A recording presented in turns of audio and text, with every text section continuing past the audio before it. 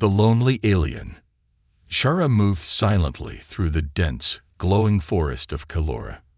The trees hummed softly, their bioluminescent leaves lighting the path, but Shara saw none of it.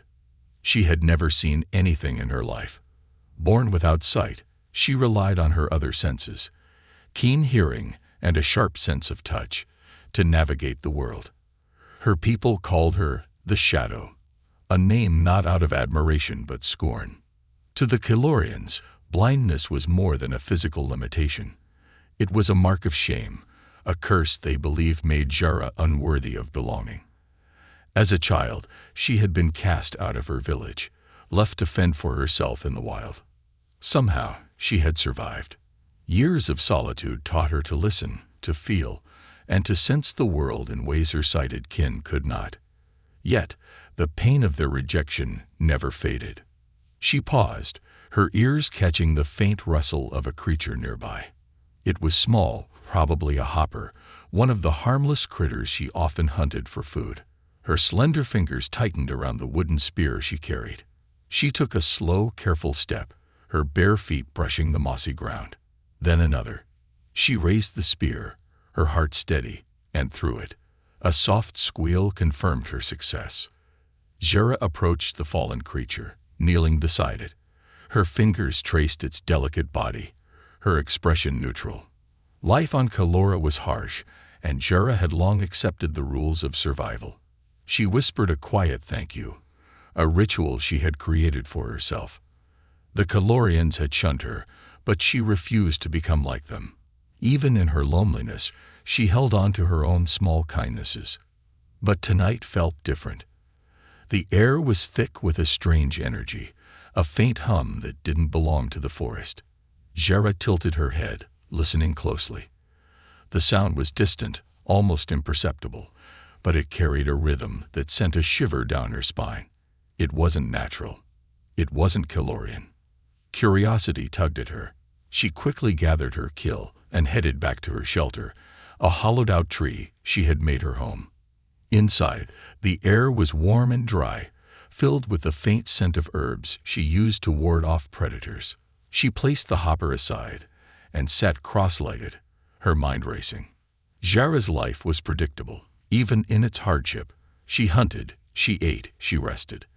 The days blended into each other, unchanging. But now, for the first time in years, something had disrupted her world. The sound she had heard wasn't a part of Kalora's natural melody. It was foreign, alien. The thought of something, or someone, new both thrilled and terrified her. What if it was a threat? She had no one to protect her, no allies to call upon. But what if it wasn't a threat? What if it was a chance for something more? As the night deepened, Shara couldn't shake the feeling that her life was about to change. She lay on the soft moss of her shelter, her hands resting on her chest. The faint hum she had heard earlier echoed in her mind, growing louder in her imagination. It was rhythmic, almost musical, and it sparked a sense of wonder she hadn't felt in years. The Kalorians had always told her she was cursed, that she would never be anything more than a burden. But as Shara drifted into a restless sleep, she found herself hoping, just for a moment, that they were wrong. The next day, Shara woke early, her instincts sharper than ever. The strange hum from the previous night had vanished, replaced by the familiar sounds of the forest. But she couldn't forget it. She packed a small satchel with essentials, dried herbs, a knife, and a strip of cloth she used as a blindfold when the sun was too bright for her sensitive skin. Then, gripping her spear, she set out toward the source of the sound. Shara's journey took her deeper into the forest than she had ever ventured. The ground became uneven, the air colder. Her feet brushed against stones and roots, but she moved with practiced ease, her ears alert to every rustle and chirp. Hours passed, and just as she began to doubt herself, she heard it again, a faint mechanical whirring. Her heart quickened. The sound was coming from a clearing ahead. She crouched low, creeping forward until she reached the edge of the trees. The clearing was silent, save for the strange hum. Shara knelt, her hands brushing the ground. She felt a faint vibration beneath her fingers, as if the earth itself were alive. Her pulse raced. This was no ordinary sound. It was something alien, something human. And then she heard it. A voice. Deep, smooth, and unmistakably different from the musical tones of her people. The words were strange, but there was no mistaking the warmth in the speaker's tone. It wasn't a threat. For the first time in years, Jera felt something more than survival. She felt a spark of hope. There was someone else out there.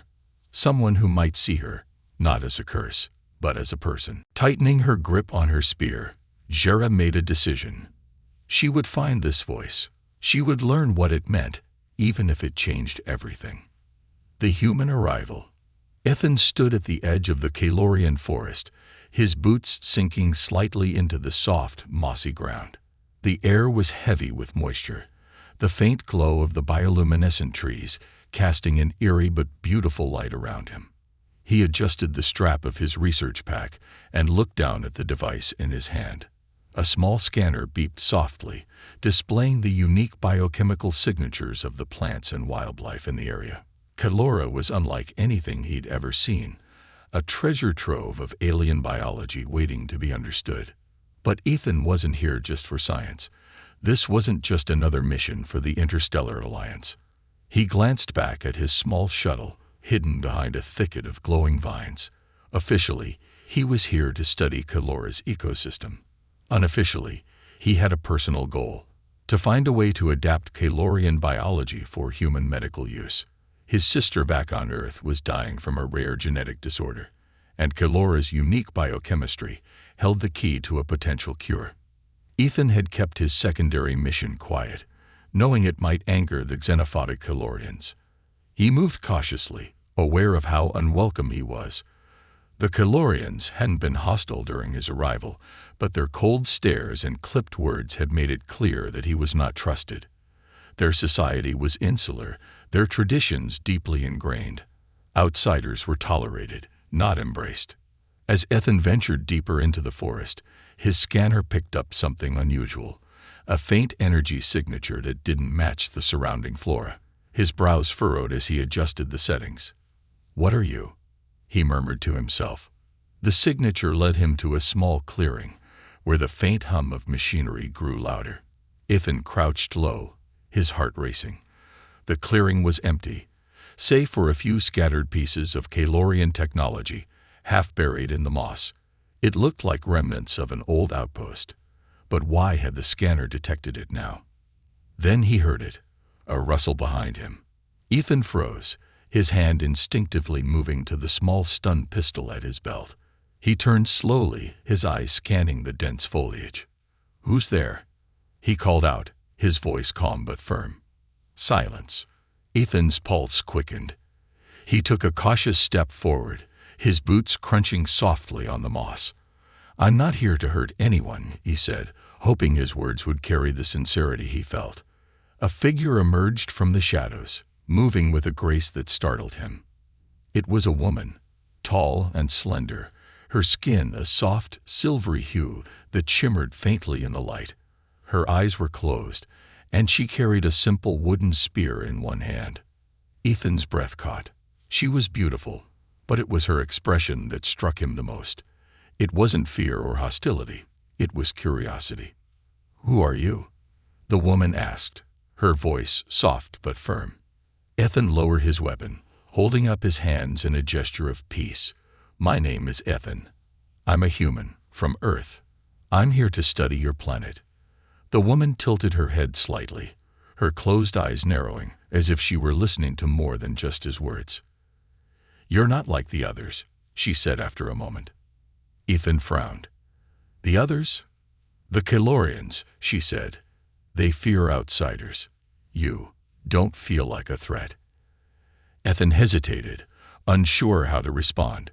He hadn't expected to meet anyone out here, let alone someone who seemed different. "I'm not a threat," he said carefully. "I'm just trying to understand your world." The woman nodded slowly, lowering her spear. "I am Jera," she said simply. "And this is my home." Ethan's eyes softened. "It's nice to meet you, Jura." He paused, then added, "Are you alone out here?" Jara's lips pressed into a thin line.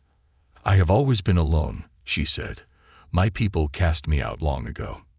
Ethan felt a pang of sympathy. "Why?" he asked gently. Jara hesitated, then turned her face slightly away. "Because I am blind. To them, that makes me useless." Ethan's heart ached at her words. He had met many species in his travels, but none had been so cruel to one of their own. He looked at Jara with a mix of admiration and sorrow. "You've survived out here, all on your own." She nodded. "The forest speaks to those who listen. I've learned to live with what it offers." Ethan smiled faintly. "You're stronger than most people I know." Jara's expression softened slightly, but she didn't respond. Instead, she tilted her head again, her sharp hearing picking up the faint hum of Ethan's scanner. "What is that sound?" Ethan glanced at the device in his hand. It's a scanner. It helps me study the environment." Jara stepped closer, her curiosity evident. "And what do you hope to find?" Ethan hesitated, unsure how much to reveal. Finally, he said, "Something that can help people. Maybe even change lives." Jara seemed to consider this. For the first time in years, she felt a flicker of something she couldn't quite name. Hope, perhaps. "You're different," she said quietly. Ethan chuckled softly. "So are you." In that moment, something unspoken passed between them, a connection neither fully understood but both felt deeply. Jara gestured to the forest behind her. "If you want to understand this world, you'll need a guide. I can help you." Ethan's smile widened. "I'd like that." As they began to walk together, Jara leading the way with her keen senses, both felt the stirrings of a partnership that would change their lives, and perhaps their worlds, forever. A bond forms. The days on Kelora passed in a rhythm that felt foreign yet comforting to Ethan. By now, he had set up a modest base of operations near the edge of the forest, a quiet spot surrounded by glowing flora and the distant hum of life. Yet, what truly intrigued him wasn't the planet's unique biochemistry or its luminous trees. It was Jara. Jara visited his camp daily, appearing silently as though she were part of the forest itself. Her movements were so fluid, so precise, that Ethan often forgot she couldn't see. She would sit across from him, her spear always within reach, and listen as he explained his research or asked about her life. "I've lived in this forest for as long as I can remember," Jara said one evening. The two sat by a small fire Ethan had built, the flickering flames casting dancing shadows on the trees. "I know every sound, every texture, every scent. It's my world." Ethan watched her, fascinated. "And yet your people abandoned you here." His tone was tinged with anger. He still couldn't understand how the Kelorians could be so cruel. "They didn't see me as one of them," Jara replied simply, her voice steady. "Blindness is a weakness to them, a flaw. I was expendable." Ethan shook his head. "They were wrong. You've survived things most people couldn't dream of. That's not weakness. That's strength." Jara turned her face toward him, her expression unreadable. "You say that because you don't know what it's like to be invisible in your own world." Ethan hesitated. She wasn't wrong. As much as he tried to empathize, he couldn't truly understand what Jara had endured. Still, he couldn't help but admire her resilience. "I may not understand," he said after a moment, "but I see you, Jara, and I think you're extraordinary." For a brief moment, Jara's guarded expression softened. No one had ever said anything like that to her before. Over time, their conversations grew deeper. Jara, once guarded and wary, began to open up, sharing stories of her childhood, her struggles, and the few fleeting moments of happiness she'd found in the forest. Ethan, in turn, shared tales of Earth, describing its blue skies, vast oceans, and towering cities. "It sounds loud," Jara remarked one day, her lips curving into a faint smile. "It can be," Ethan admitted, But it's beautiful in its own way, just like this place. Zara tilted her head. Do you miss it? Ethan paused, staring into the distance. I miss the people I care about, he said quietly. My sister. She's why I'm here, you know.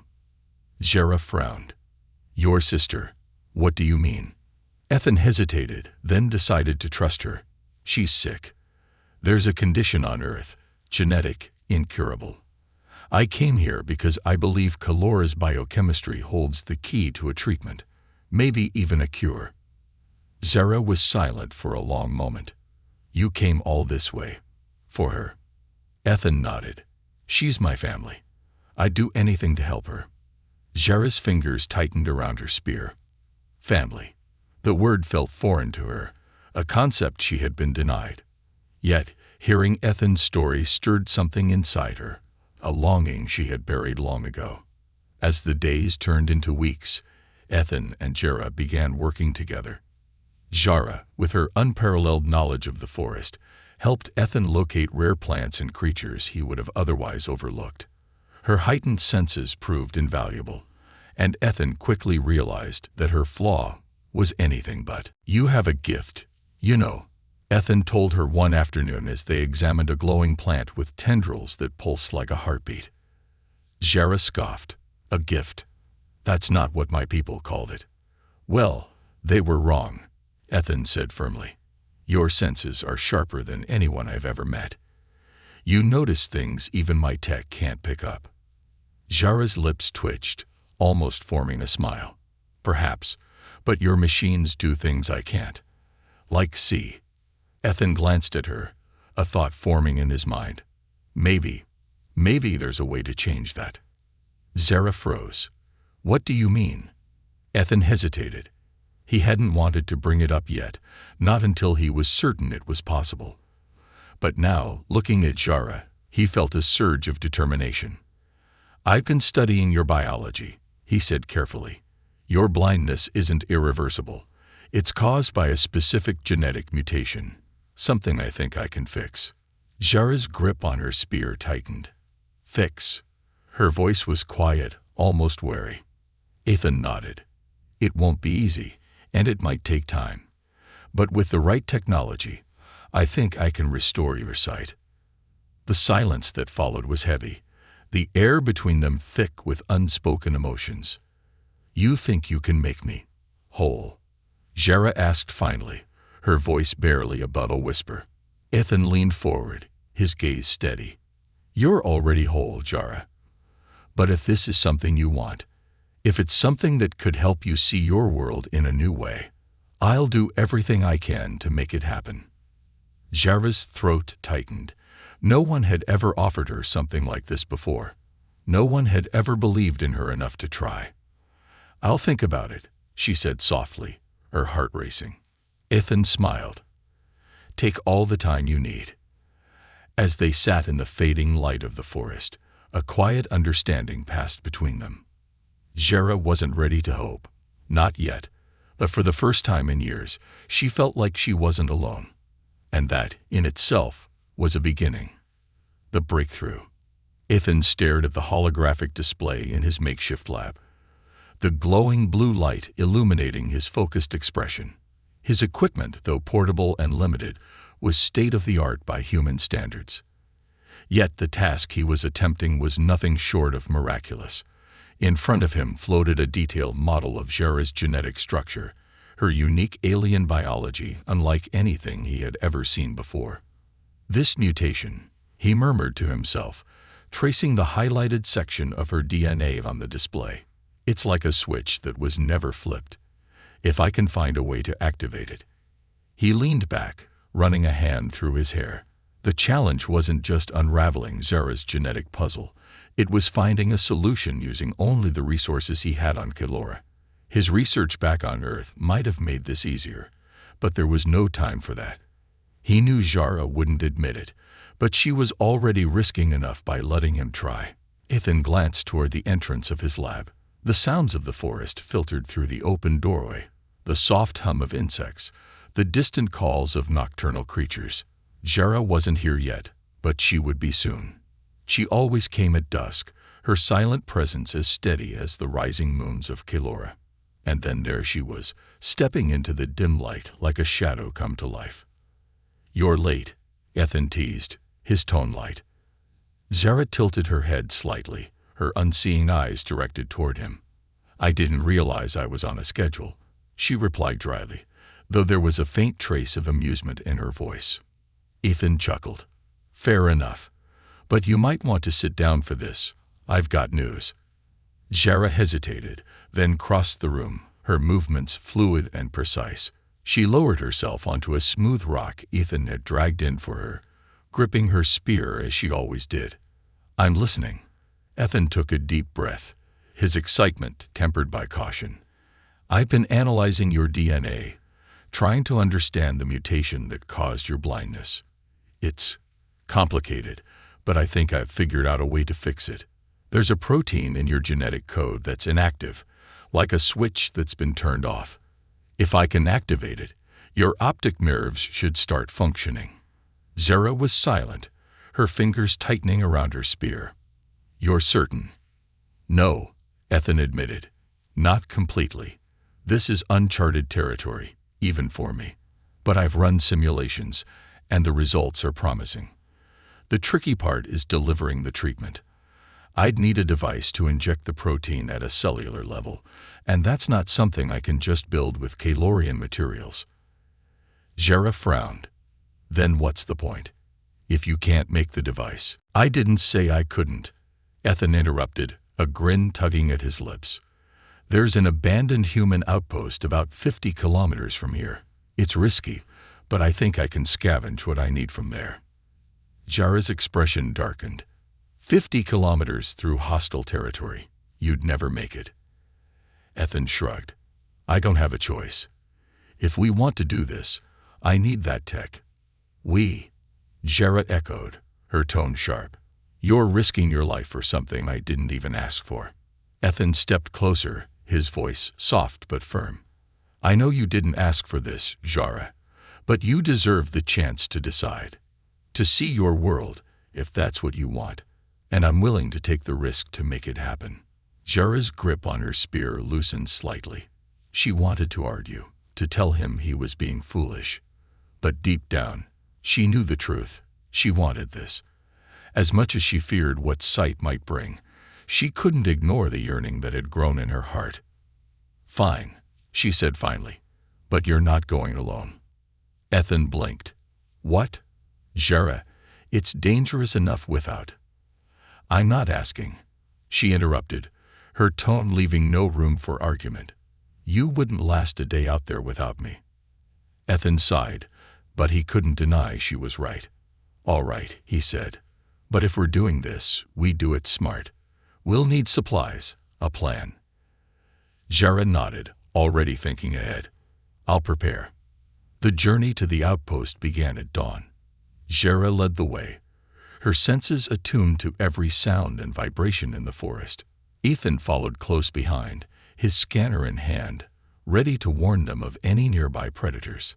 The first day passed without incident, but as night fell, the forest became a different world. The soft hum of life turned into a cacophony of alien sounds, clicks, growls, and the rustle of unseen creatures.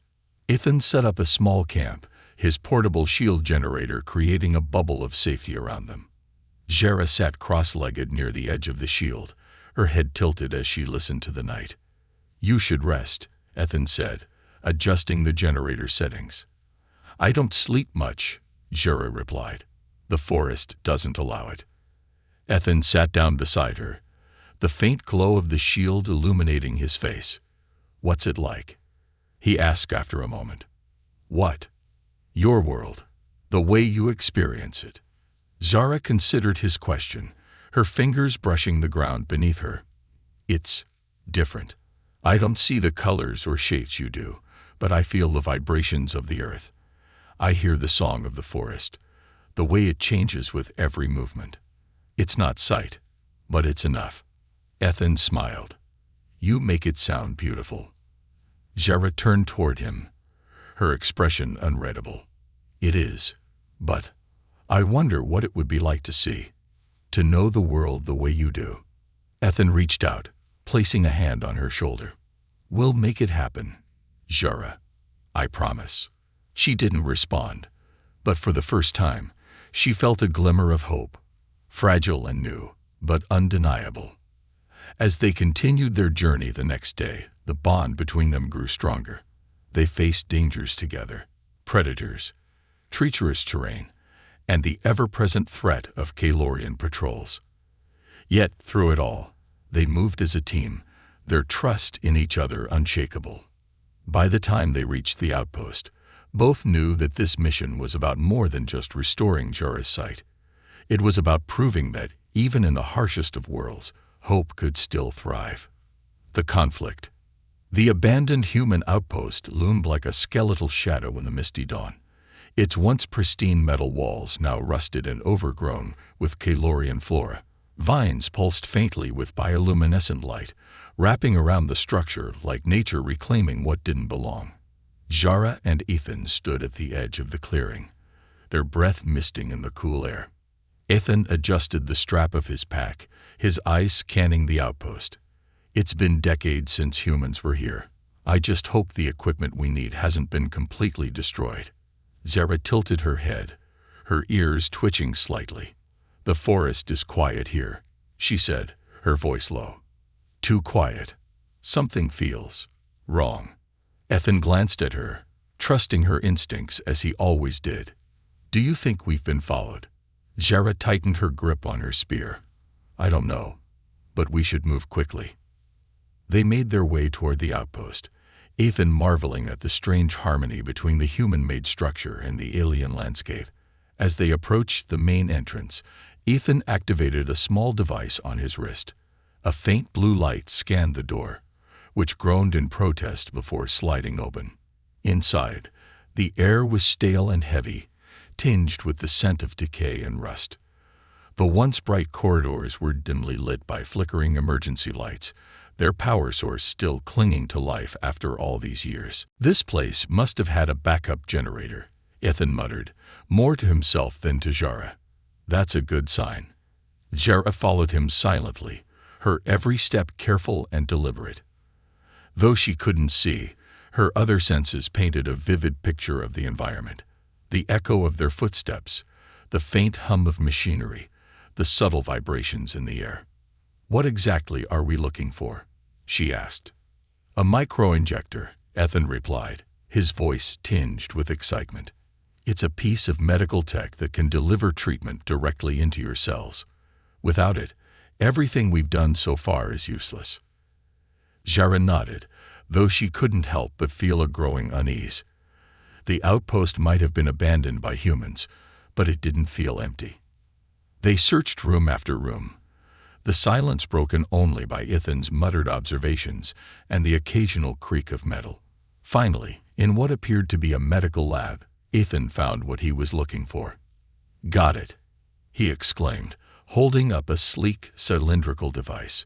It was covered in dust and grime, but its core glowed faintly, indicating it still had power. Jara stepped closer, her spear lowered but still in hand. Is that it? Ethan grinned. This is it. With this, we can. A sudden sound cut him off. A sharp metallic clang echoing from somewhere in the outpost. Jara stiffened, her head snapping toward the direction of the noise. We're not alone. Ethan's smile faded. He quickly stowed the micro-injector in his pack and reached for the stun pistol at his belt. Whoever, or whatever, it is, we need to get out of here. As they retraced their steps through the labyrinthine corridors, the sounds grew louder. Footsteps, voices, and the unmistakable hum of Kalorian energy weapons. They found us, Jara said, her voice steady but tense. Ethan cursed under his breath. How? We were careful. They must have followed your ship's energy signature, Jara replied. They don't want outsiders meddling with their world. Ethan's grip on his pistol tightened. We can't let them take the injector. It's the only chance we have. Jara turned toward him, her expression calm despite the danger. I'll hold them off. You get back to the forest. No, Ethan said firmly. We're in this together, remember?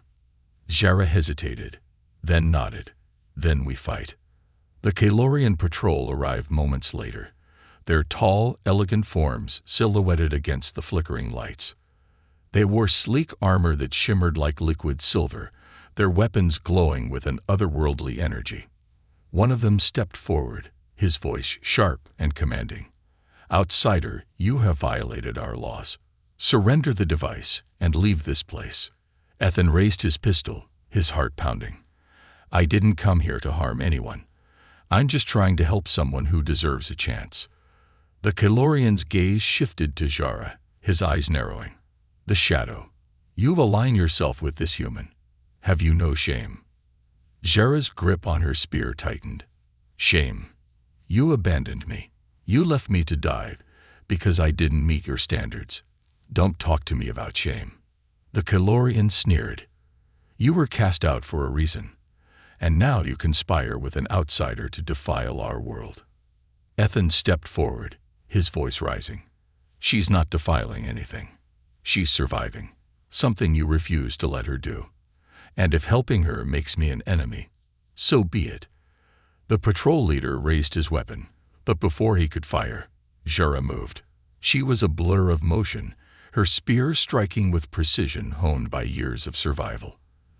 The Kalorian staggered, his weapon clattering to the ground. Chaos erupted. Ethan ducked behind a console, firing his stun pistol at the advancing patrol. Jara moved like a shadow, her attacks swift and unrelenting. Despite the odds, the two of them fought with a determination born of desperation and defiance. "Ethan," Jara called out, her voice cutting through the noise. "The exit. Go." Ethan hesitated, his gaze darting between Jara and the door. "Not without you." "I'll catch up," she shouted, deflecting another attack with her spear. "Go." With a heavy heart, Ethan ran, clutching his pack like a lifeline. The sounds of the battle faded as he sprinted through the corridors, the micro-injector his only focus. When he finally reached the forest, he turned back, his chest heaving. For a terrifying moment, he thought Jara might not make it. But then she appeared, her silvery skin streaked with dirt and scratches, her spear still in hand. She stumbled slightly, but her expression was fierce. "You made it," Ethan said, relief flooding his voice. Jara nodded, her breathing ragged. "Let's go. They won't stop hunting us now." As they disappeared into the forest, the bond between them felt stronger than ever. They were no longer just allies. They were partners, bound by a shared determination to defy the odds and claim the future they both deserved. The sacrifice. The forest was alive with sound as Ethan and Jara pressed deeper into its heart. The Kalorian patrol wasn't far behind, their pursuit relentless. Every step felt heavier, every breath harder to catch. The soft glow of the bioluminescent trees seemed dimmer now, as if the forest itself were holding its breath. Ethan clutched his pack tightly, the micro-injector nestled inside like a fragile hope. His mind raced, calculating their next move, but the pounding of his heart and the occasional distant shouts of the Kalorian patrol made it hard to think clearly. "We can't keep running forever," Ethan said, his voice tight with exhaustion. Jara, leading the way with her spear in hand, didn't slow her pace. "We won't have to," she replied. "There's a cave ahead, a place I've used before. It'll give us cover." Ethan glanced over his shoulder. "And if they find us there?" Jara's grip on her spear tightened. "Then we fight." The cave was hidden behind a thick curtain of vines, its entrance barely visible even in the faint light of the forest. Jara pushed the vines aside and gestured for Ethan to enter. The interior was dark and cool, the air tinged with the scent of damp earth and moss. Ethan set his pack down and activated a small light on his wrist. "This won't hold them off for long," he said, his voice echoing softly in the confined space. "It doesn't have to," Jara replied, crouching by the entrance. Her sharp ears picked up the faint sounds of pursuit, growing closer by the minute. Ethan knelt beside his pack, pulling out the microinjector and inspecting it. The device's faint glow was a comforting reminder of its potential. "If we don't make it out of here," he began, his voice hesitant, "I need you to know I'm sorry. Sorry that your people—" Zara cut him off with a shake of her head. "Don't apologize for them. They made their choice, and I made mine. I trust you, Ethan. That's all that matters." Ethan met her gaze, his chest tightening. "We've come too far to lose now," he said, his resolve hardening. "I'm not giving up, and neither are you." The Kalorian patrol arrived moments later, their voices sharp and commanding. Ethan extinguished his light, plunging the cave into darkness. Zara crouched low, her spear poised, every muscle in her body taut with anticipation. "They're close," she whispered. Ethan gripped his stun pistol, his palms slick with sweat. "Let's hope they're not as good at finding things as you are." The patrol's footsteps grew louder, the faint hum of their energy weapons sending chills down Ethan's spine. He glanced at Zara, who nodded silently, her unseeing eyes focused as if she could sense every movement outside. When the first Kalorian stepped through the cave's entrance, Zara moved. She was a blur of motion, her spear striking with deadly precision. The patrol member barely had time to react before he fell, his weapon clattering to the ground. The others shouted in alarm, their lights flooding the cave as they advanced. Ethan fired his pistol, the stun blasts lighting up the darkness in brief flashes. Despite the chaos, he couldn't help but marvel at Zara's skill. She moved with a grace and confidence that defied her blindness, her every strike calculated and efficient. But the Kalorians were relentless. For every one they took down, another seemed to appear, their weapons growing closer with each moment. "We can't hold them off much longer," Ethan shouted, his voice strained. Zara didn't respond immediately. She was too focused on the battle, her spear a blur as she fought to keep the patrol at bay. But in the back of her mind, she knew he was right. "We need a distraction," she said finally, her voice steady despite the chaos. "Something to give you time to escape." Ethan's stomach dropped. "No, I'm not leaving you here." "You have to," Zara insisted. "You have the injector. If you don't make it out, everything we've done will be for nothing." Ethan's jaw tightened. "I'm not leaving you behind, Zara. We're in this together, remember." Zara hesitated, torn between her instinct to protect him and the connection they had built. "Then we need to destroy their weapons," she said. "It's the only way to even the odds." Ethan's eyes darted to the fallen Kalorian weapons on the ground. "The energy cells," he realized. "If we overload them, it'll create an explosion." Zara nodded. "But it'll also draw every patrol in the area." Ethan swallowed hard. "Then we make it count." Working quickly, Ethan dismantled one of the energy weapons, his hands shaking slightly as he accessed the volatile core. Zara stood guard, her spear raised, her sharp senses alert to every sound and movement. When the core began to hum ominously, Ethan backed away, his heart pounding. "It's ready," he said.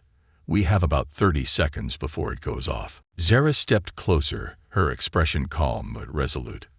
"Go," she said firmly. Ethan hesitated, his chest tightening. "Zara." "Go," she repeated, her voice leaving no room for argument. "I'll be right behind you." Ethan nodded reluctantly, grabbing his pack and sprinting toward the cave's exit. Behind him, the hum of the overloaded core grew louder, the air thick with tension. Just as he reached the forest, a deafening explosion rocked the ground, the shockwave sending him sprawling. He turned back, his heart in his throat, searching for any sign of Zara. When she emerged from the smoke, her spear still in hand, relief flooded him. "You made it," he said breathlessly. Zara nodded, her expression unreadable. "We don't have much time. They'll send more." Ethan reached out, gripping her arm.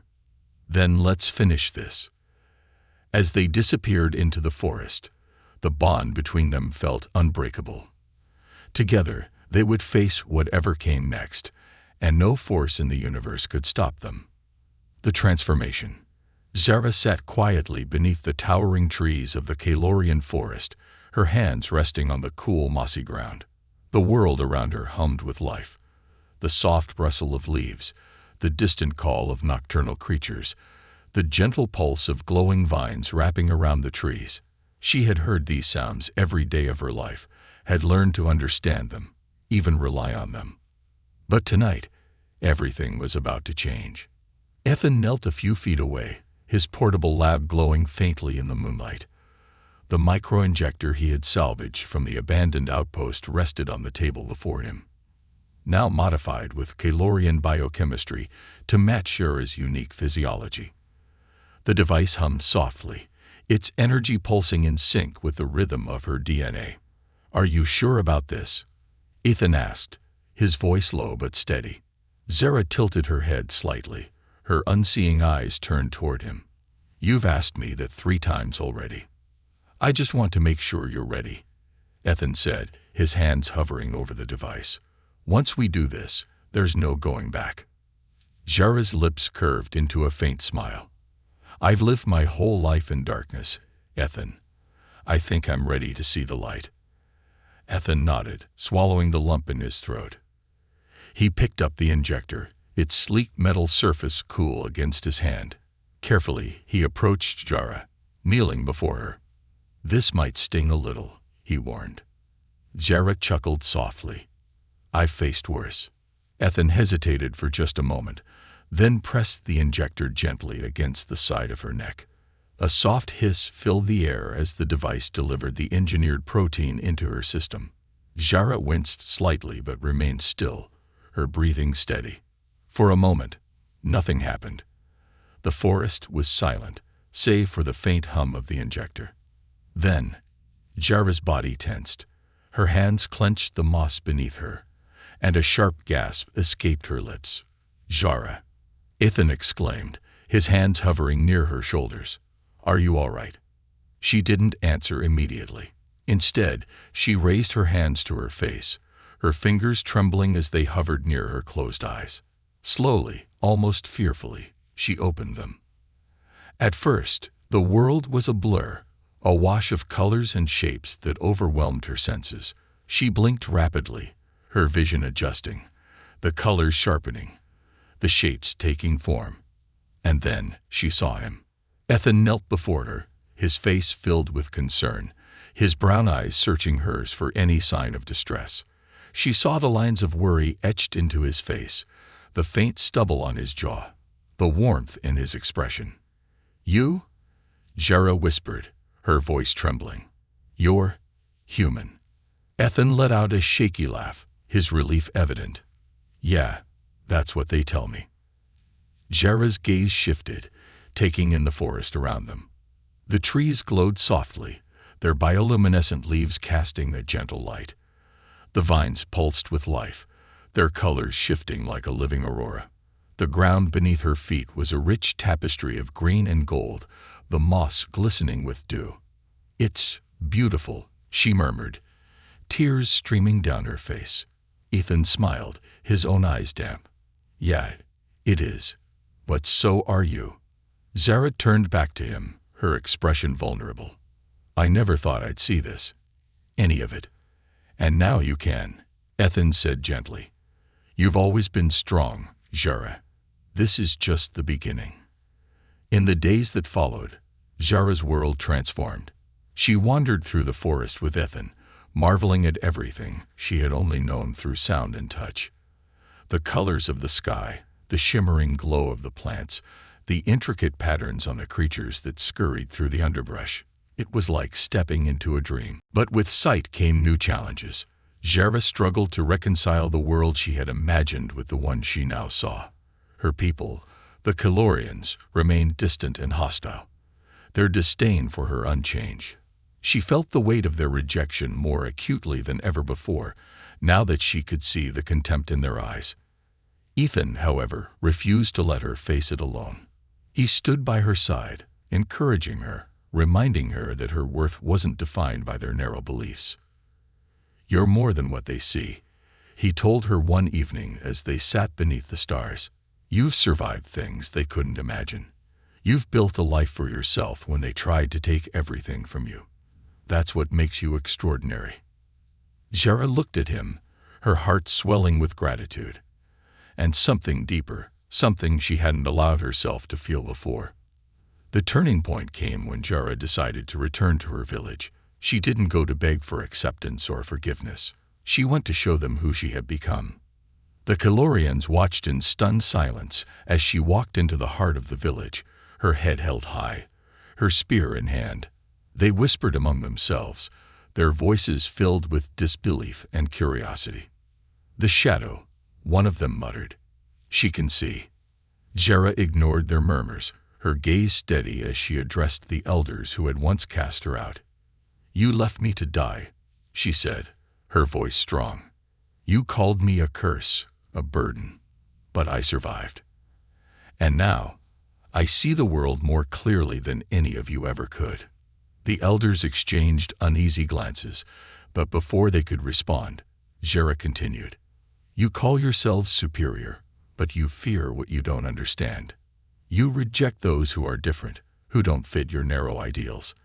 That is your weakness, not mine." Ethan stood at the edge of the crowd, his heart swelling with pride as he watched her speak. Jara took a step closer to the elders, her voice softening but losing none of its power. "I don't need your acceptance, but I won't let you treat others the way you treated me. This ends now." The silence that followed was heavy, the weight of her words settling over the crowd. In the weeks that followed, Jara's courage sparked a quiet revolution. Outcasts began to emerge from the shadows, inspired by her strength. Even some of the Calorians who had once shunned her began to question their beliefs. Through it all, Ethan remained by her side, his presence a constant reminder of the bond they had forged. One evening, as they stood together beneath the glowing trees, Jara turned to him. "You changed my life, Ethan. You gave me something I never thought I'd have." Ethan smiled, his gaze warm. "You changed your life, Jara. I just gave you the tools. The rest, you did that on your own." Jara reached out, her hand finding his. "Maybe, but I couldn't have done it without you." As the forest around them pulsed with life, Jara and Ethan stood together, united not just by their shared journey, but by the hope they had created, for themselves, and for a world that was finally beginning to see.